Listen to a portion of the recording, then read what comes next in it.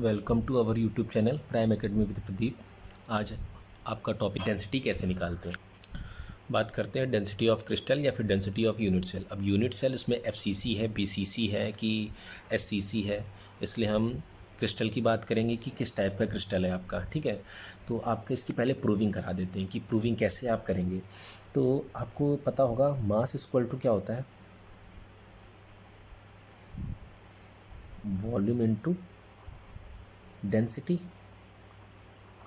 तो सबको पता है। ठीक है, यहाँ से हमें डेंसिटी निकालनी है तो इसको रिप्रेजेंट कर दे रहे हैं हम रो से। ये आपका वॉल्यूम है, ये आपका मास है। ठीक है,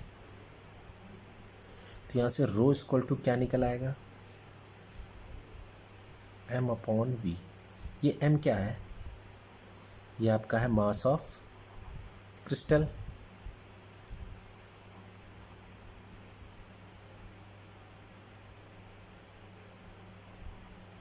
ये क्या है, वॉल्यूम ऑफ क्रिस्टल। ठीक है, क्रिस्टल यानी यूनिट सेल। ठीक है, जैसे मास ऑफ क्रिस्टल हमें पता करना है। ठीक है, तो वॉल्यूम ऑफ क्रिस्टल ये तो फिक्स है आपका कि यूनिट सेल अगर है यानी क्यूब होगा तो वॉल्यूम कितना होता है क्यूब का, तो आपको पता है कि वॉल्यूम ऑफ क्रिस्टल कितना होगा, क्रिस्टल का वॉल्यूम ए क्यूब, क्योंकि क्रिस्टल का स्ट्रक्चर कैसा है, क्यूब है और क्यूब का वॉल्यूम कितना होता है, ए क्यूब होता है। किसी तरह से हमें क्या पता चल जाए, मास ऑफ क्रिस्टल क्या होगा। तो अगर पहले तो ये पता हो कि वो क्रिस्टल है वो कितने एटम से बना है। ठीक है, तो हमने कहा कि एक काम करते हैं, मास ऑफ क्रिस्टल है तो मास ऑफ क्रिस्टल अगर हमें पता करना है तो हमने क्या कर लिया, सबसे पहले हमने लिख लिया जेड यहाँ पर क्या है, नंबर ऑफ एटम्स, कि वो जो क्रिस्टल है वो कितने नंबर ऑफ एटम से बना है। तो जेड ले लिया into mass of one atom.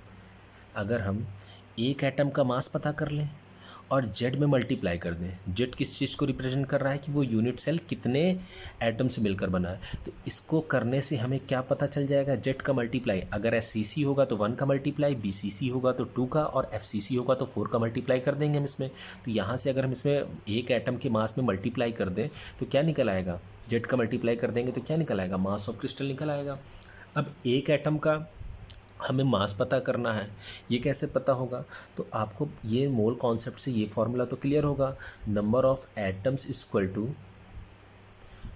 Number of moles into Avogadro number, ये पता होगा। मास ऑफ एटम्स, अब मास ऑफ कितने एटम का निकालना है, एक एटम का निकालना है, तो mass of number of atoms की जगह 1 हो जाएगा। ठीक है, नंबर ऑफ मोल्स की जगह क्या होता है, weight upon molar mass into 6.022 into 10 की पावर 23। ये आपका क्या होता है,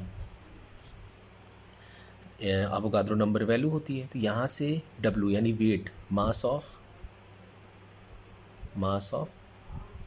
वन एटम कितना निकल आएगा, m अपॉन, इसको आप Na ही लिखे रहने दीजिए। ठीक है, m अपॉन Na, ये वैल्यू किसके लिए आ गई, मास ऑफ वन एटम के लिए आ गई। तो यहाँ से मास ऑफ क्रिस्टल कितना निकल आएगा,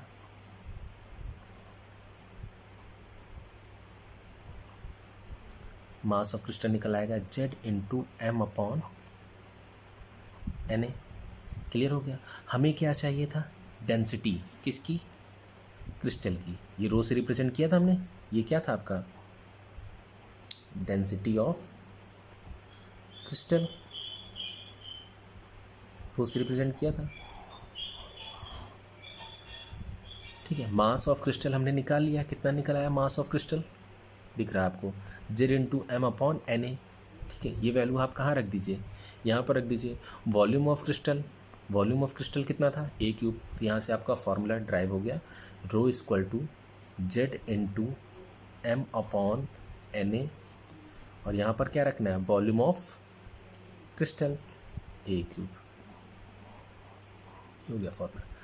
अब न्यूमेरिकल करते समय क्या क्या आप ध्यान रखेंगे, इम्पॉर्टेंट है, आप ये याद रखिएगा, हमेशा वैल्यू जो होगी वहाँ पर एज लेंथ पिकोमीटर में होगी और एक पिकोमीटर में 10 की पावर -10 सेंटीमीटर होते हैं।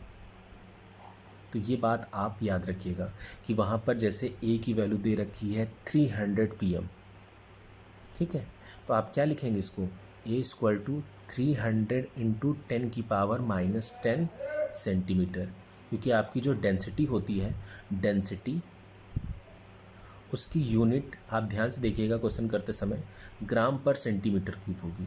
जब ये ग्राम पर सेंटीमीटर क्यूब में है तो एज लेंथ भी आपको किस में यूज़ करना है, सेंटीमीटर में क्यूब में सेंटीमीटर में यूज़ करना है। तो ये बात आप ध्यान रखिएगा। एक मैं न्यूमेरिकल का PDF डिस्क्रिप्शन बॉक्स में दे दे रहा हूँ, उसमें 20 न्यूमेरिकल्स हैं, आप सारे लगाइएगा। कोई भी अगर न्यूमेरिकल आपसे नहीं लगता है तो आप हमें कमेंट बॉक्स में बता सकते हैं, तो उसका सलूशन मैं उसी कमेंट बॉक्स में, या फिर अगर आप कहेंगे वीडियो तो एक वीडियो बना के उस 20 क्वेश्चंस का मैं आपको सेंड कर दूंगा, ठीक है। तो यहाँ तक आपका क्लियर हो गया होगा कि डेंसिटी ऑफ यूनिट सेल क्या होता है, ठीक है। इसका आप PDF डाउनलोड कर सकते हैं डिस्क्रिप्शन बॉक्स से, उसमें मैं 20 न्यूमेरिकल्स का आपको एक PDF दे दूंगा, ठीक है। यहाँ तक अगर आपको क्लियर हो गया हो तो आप इसको सॉल्व कर लीजिएगा। और फिर लास्ट वही बात कि अगर आपको लग रहा है कि आपको समझ में आ गया है तो आप इसे क्या कर सकते हैं, लाइक कर सकते हैं, शेयर कर सकते हैं और सब्सक्राइब कर दीजिएगा। जितने ज़्यादा से ज़्यादा लोगों को आप जोड़ सकते हैं ताकि उनका भी कुछ भला